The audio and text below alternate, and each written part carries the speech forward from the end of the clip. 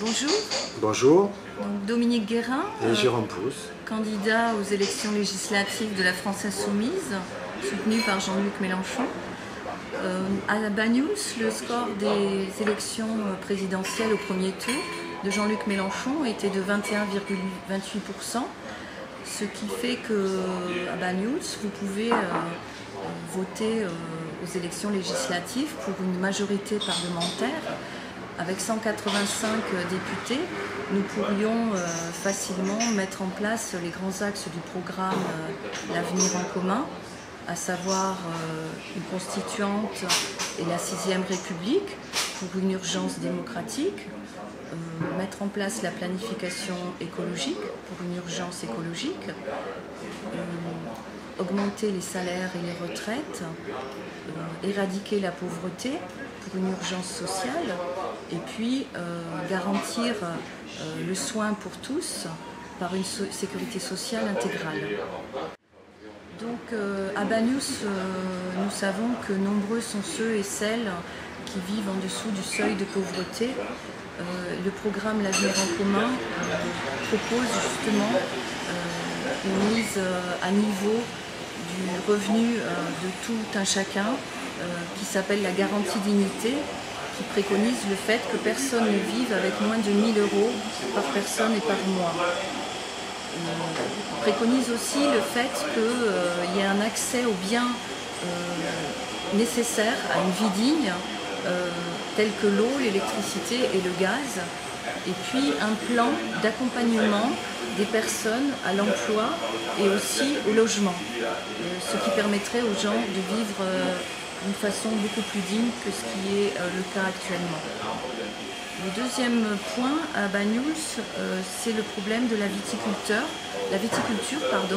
qui est un domaine porteur sur le plan économique, mais qui est néanmoins en difficulté actuellement.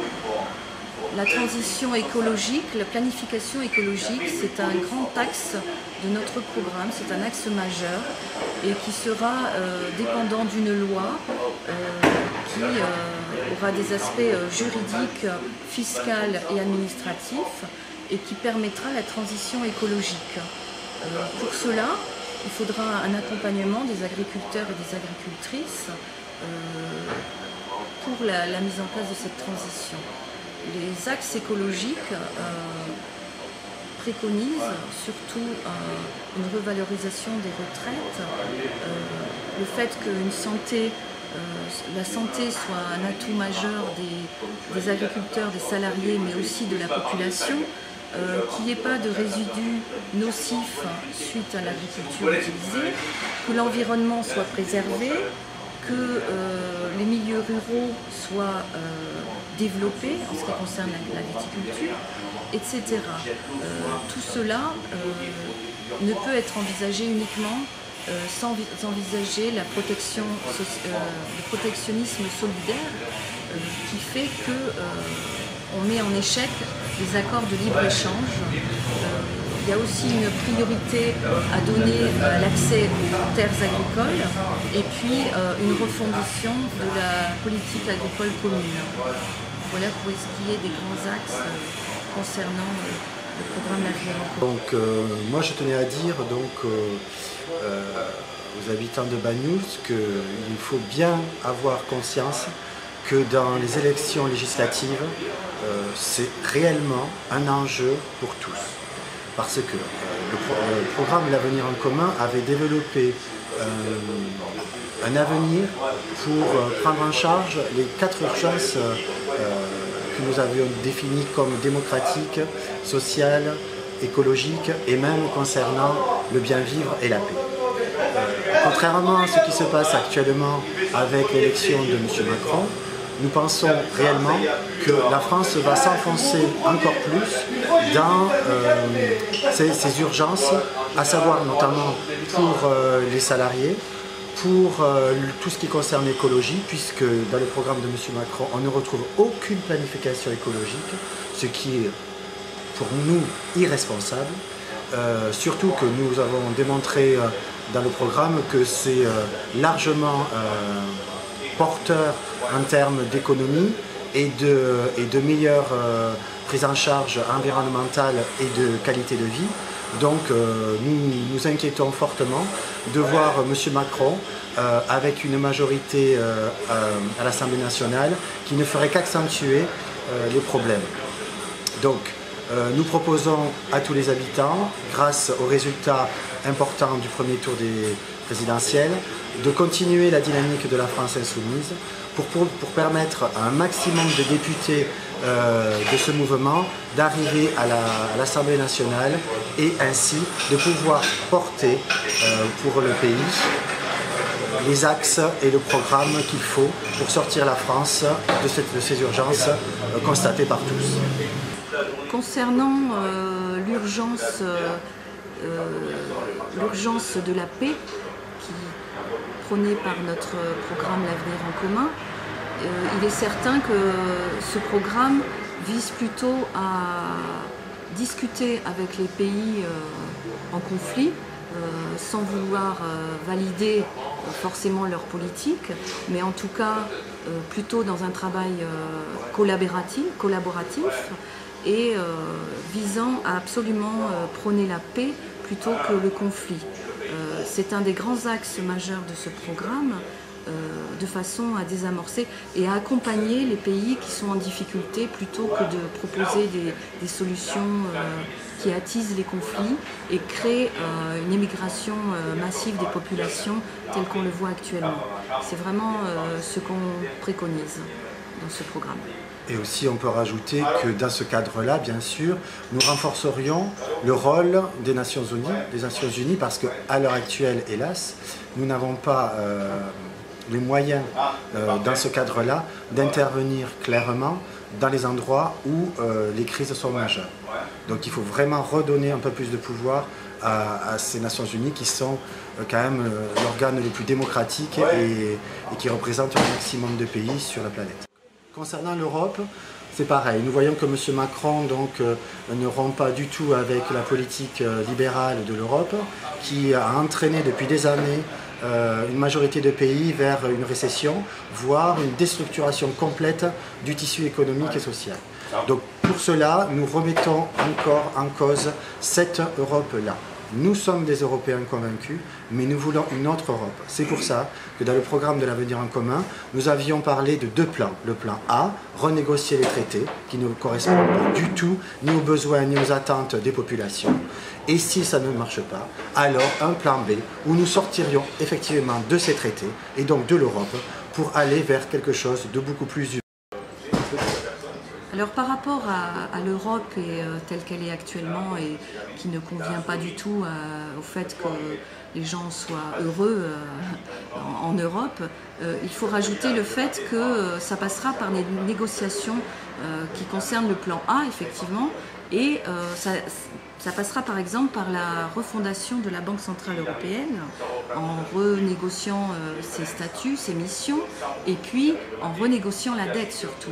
Et avec un référendum qui permette aux gens de se positionner et de définir quelle dette est légitime et quelle dette est illégitime. Et ce qu'on pense, c'est qu'une forte partie de la dette actuellement est illégitime. Voilà, c'est bon.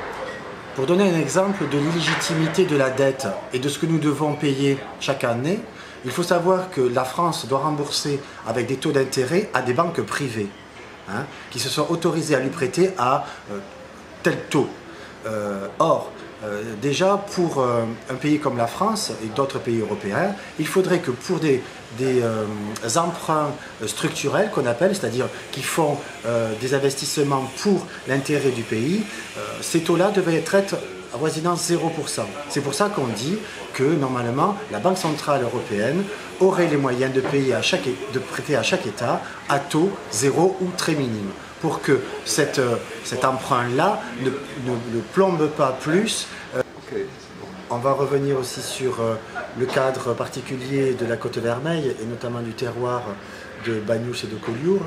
Et on est très fiers de porter dans le programme de l'Avenir en commun des idées donc, pour permettre à tous les viticulteurs d'aller progressivement vers une viticulture respectueuse de l'environnement, car ils sont, en plus d'être les garants de ce fabuleux paysage qu'ils entretiennent, il faut leur donner aussi la fierté de produire sans polluer.